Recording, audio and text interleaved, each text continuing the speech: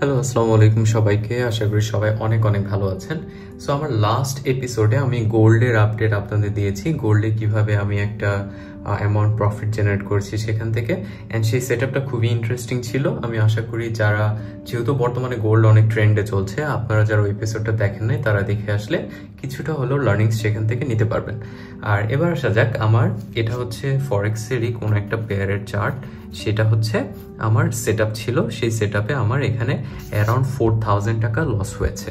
And কেন এখানে 4000 টাকা লস হয়েছে, আমি কিভাবে এখানে ট্র্যাপে পড়েছি, সেটাই আমি এখানে আপনাদের সাথে এক্সপ্লেন করার চেষ্টা করব। সো বাই দ্য ওয়ে, এটা হচ্ছে একটা 30 মিনিটসের চার্ট। অ্যান্ড 30 মিনিটসের চার্ট হলো আমার overall 4 hourly and 1 hour time ফ্রেমে ছিল। টাইম ফ্রেমের স্ট্রাকচার ছিল ডাউন ট্রেন্ড, ঠিক আছে, ডাউন ট্রেন্ড চলমান ছিল। সো যখন ডাউন ট্রেন্ড আপনার চলমান থাকে, আপনাকে একটা টিপস দিয়ে রাখি, আপনি যেটা করতে পারেন। সো যখন ধরেন আপনি কোনো একটা 15 মিনিটস টাইম ফ্রেমে আপনি ট্রেড করতে চান, আপনি যেটা করবেন 1 আওয়ারের ডাইরেকশনটা কোথায় সেটা একটু দেখে নেবেন। আদারওয়াইজ আপনার প্রবাবিলিটি কমে যাবে। আমি বলবো না আপনার লস হবে, আপনার প্রফিট হবে, এইসব কথাবার্তা আমি বলবো না, বাট আমি বলবো আপনার প্রবাবিলিটি কিন্তু কমে যাবে, আপনার ডাইরেকশনাল প্রবাবিলিটি কমে যাবে। সো আবার যদি আপনি 4 আওয়ারটাও দেখে নিতে পারেন, তাহলে আপনি 1 আওয়ারে সেট আপগুলো দাঁড় করাতে পারেন। সো একটু চেষ্টা করবেন যে বিগার টাইম ফ্রেমটা দেখে নিতে, তাহলে আপনার প্রবাবিলিটি আপনার দিকে যাওয়ার চান্সেস একটু বেশি হবে। সো যেহেতু এইখান থেকে মার্কেটটা ডাউন ট্রেন্ডে ছিল, ডাউন ট্রেন্ড বলতে এই ধরনের স্ট্রাকচার আপনারা দেখতে পারবেন, রাইট? সো যেটা হয়েছে, তারপরে যেটা আমি খেয়াল করলাম যে আমি তো এখান থেকে ডিরেক্ট শর্ট করতে পারবো না। কেন শর্ট করতে পারবো না? এখান থেকে শর্ট করাটা আমি বুঝবো কিভাবে, আমি এক্স্যাক্টলি কোথায় শর্ট করব? এখানে কি কোনো ক্যান্ডেল হয়েছে, বা এখানের স্ট্রাকচারটা দেখে, এই পুরো স্ট্রাকচারটা দেখে আপনার কি মনে হয় এখানে শর্ট করার কোনো স্পেস আছে? এখানে তো কোনো স্পেস নাই, রাইট? আমার কিছু আইদার আমার একটা প্যাটার্ন দরকার, ওর কিছু বেয়ারিশ ক্যান্ডেল দরকার, ওর কোনো আমার ইনভ্যালিডেশন দরকার, ওর কোনো একটা ইম্পালস দরকার, ওর আমার একটা কারেক্ট স্ট্রাকচার দরকার। এই জিনিসগুলো যদি আমি না পাই, আমি তো র্যান্ডমলি এসে বসে এখান থেকে বাই করলে হবে না, বা এখান থেকে শর্ট করলে আমার হবে না, রাইট? কারণ আমি তো আর জ্যোতিষী টাইপের মানুষ জন্য যে আমি বলতে পারবো এক্স্যাক্টলি কোথায় যাবে। সো যেটা হয়েছে, আমি মার্কেটে একটা প্যাটার্নে খেয়াল করেছি যে 30 মিনিটস টাইম ফ্রেমে একটা প্যাটার্নের মতো হচ্ছে। অ্যান্ড যেটা হয়েছে, উপরের যে ট্রেন্ড লাইনটা, সেটা যদি আমি খেয়াল করি, এটা কিন্তু একটা রেজিস্ট্যান্স হিসেবে কাজ করছে, অ্যান্ড নিচে যেটা, সেটা একটা সাপোর্ট হিসেবে কাজ করছে, রাইট? তাহলে এখানে যখন আপনি দেখবেন যে মাল্টিপল টাচেস, তখন আপনি বুঝে নেবেন যে এটা একটা কি জোন। আবার উপরে যখন দেখবেন এখানেও মাল্টিপল টাচেস রয়েছে, এটা হয়ে যাবে একটা কি জোন। তাহলে কি জোন থেকে আপনি তো এই বক্সের মধ্যে যদি ট্রেড করেন, প্রবলেম যেটা হচ্ছে, আমি যদি এই বক্সের মধ্যে ট্রেড করি, আমি কিন্তু রিস্ক অ্যান্ড রিওয়ার্ড রেশিও ভালো পাবো না। কারণ কি, এইটা যে আদৌ একটা ট্রায়াঙ্গেল হবে, এটা তো আমার পক্ষে বলা পসিবল না, আনটিল অর আনলেস প্রাইস এখান থেকে এভাবে ঘুরে এসে এই পর্যন্ত আসছে।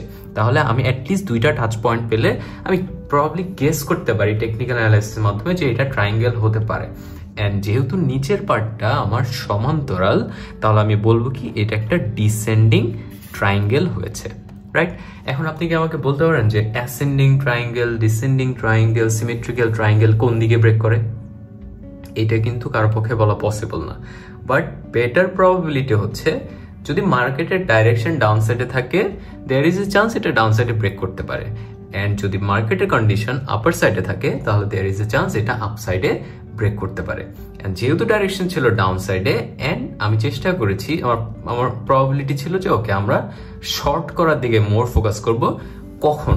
যখন কোনো একটা ক্যান্ডেল এই লাইনের ওপরে সুন্দর একটা ক্লোজিং দেবে, অ্যান্ড সেই ক্যান্ডেলটা যদি হয় এই ধরনের কোনো উইক ছাড়া ক্যান্ডেল, যেটাকে আমরা বলি মারুবুজু ক্যান্ডেল, তাহলে সেখান থেকে শর্ট করাটা আমার জন্য বুদ্ধিমানের কাজ হতে পারে।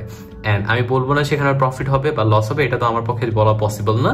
কি হবে, আউটকাম কি হবে, ওইটা দেখার বিষয় না। প্ল্যান হচ্ছে এটা, যখন এখানে বড় একটা ক্যান্ডেল হবে উইক ছাড়া, তার মানে এটা ডমিনেটেড অ্যান্ড চ্যানেল ব্রেক করবে বা ট্রেন্ড লাইন ব্রেক করবে, তখন আমরা সেখানে বাই করব অথবা শর্ট করব। এটা হচ্ছে প্ল্যান। অ্যান্ড গেস হোয়াট, এখান থেকে ম্যাসিভলি রিজেকশন। প্রথমত এই গ্রিন ক্যান্ডেলটাকে, এই রেড ক্যান্ডেলটাকে, রেজিস্ট্যান্সটাকে টেক ডাউন করেছে বা টেক ওভার করেছে। তাহলে কি এনগালফ করলো, তার মানে এটা কিন্তু একটা bearish candle. Back to back যখন 3টা ক্যান্ডেল আপনি দেখলেন, তাহলে আপনি কি বলতে পারেন এই 3টা ক্যান্ডেলের ফরমেশন আপনাকে কি বোঝাচ্ছে? এর মানে হচ্ছে মার্কেটে সেলার দ্বারা ডমিনেটেড। অ্যান্ড এটাকে যেন কি একটা বলে ইংলিশে, এটাকে বলা হচ্ছে প্রবাবলি ব্ল্যাক ক্রস টাইপের এরকম কিছু একটা। আর এই ধরনের নাম দেখে কনফিউজিং হওয়ার কিছু নাই, বা আপনি যদি কোনো একটা নাম ইংলিশে ওইটার শর্ট ফর্ম না বলতে পারেন, এতে নিজেকে বিগিনার ভাবার কিছু নয়, বা আপনি যেটা জানেন না এতে শাই ফিল করার কিছু নয়। এগুলোর নাম জাস্ট আপনি আমি এগুলো সেম নামে জানি দেখে যেন আমি যে কথাগুলো বলছি আপনি যেন সেই জিনিসটা সেম ডাইরেকশনে বুঝেন, এগুলো দ্যাটস ইট। এইগুলো কোনো ক্রোটো হাবিজাবি যেগুলো নাম দেওয়া আছে এগুলোর কোনো মিনিং নেই।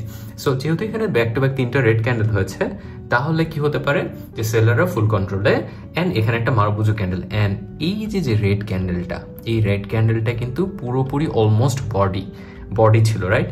তাহলে এটা একটা মারুবুজু টাইপের ক্যান্ডেল হতে পারে, রাইট? এখন যখন এই কন্ট্রোলের ব্যাপারটা আমি বলছি যে সেলার দ্বারা কন্ট্রোল, অ্যান্ড মারুবুজু আবার কোথায়? মারুবুজু বলতে কি বোঝায়?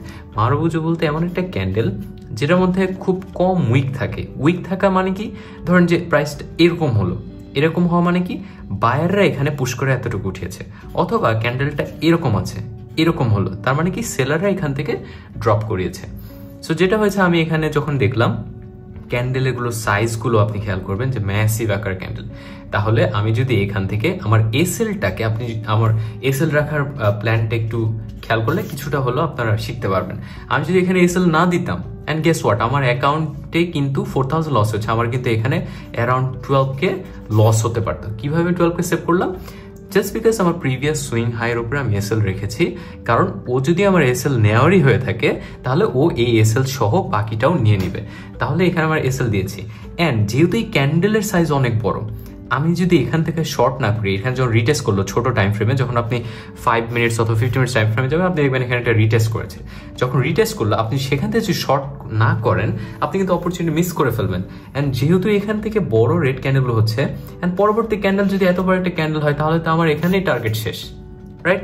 আমি তো এখানে তো এন্ট্রি করতে পারবো না। এরপর আপনি কি বাই করবেন না সেল করবেন, আপনি বুঝবেন আপনি করবেনটা কি, এখানে তো কিছু করার নাই, রাইট?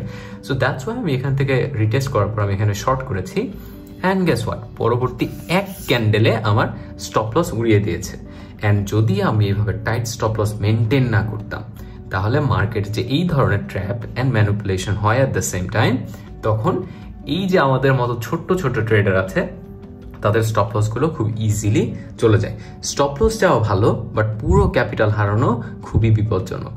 সো এই আমার লস থেকে আমি খুব সুন্দর করে ব্রেকডাউন দিয়েছি যে কিভাবে এরকম হয়।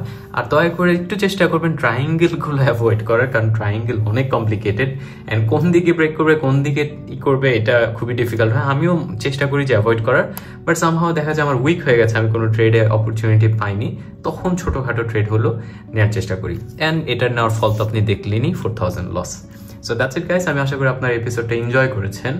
অ্যান্ড যদি এই এপিসোড থেকে কিছুটা শিখে থাকেন, তাহলে আমার চ্যানেলটা সাবস্ক্রাইব করতে পারেন। And yeah that's it. আর পরবর্তী এপিসোডে আমার আরও 2টা সেট আপ ছিল, সেই 2টার মধ্যে একটা প্রফিটেবল হয়েছে, অ্যান্ড আরেকটা লার্নিংস আপনাদের সাথে শেয়ার করবো নেক্সট কাপল অফ এপিসোডসে। So that's it guys, I hope you guys enjoyed this video so far. If you do, please smash the like button and take care of yourself.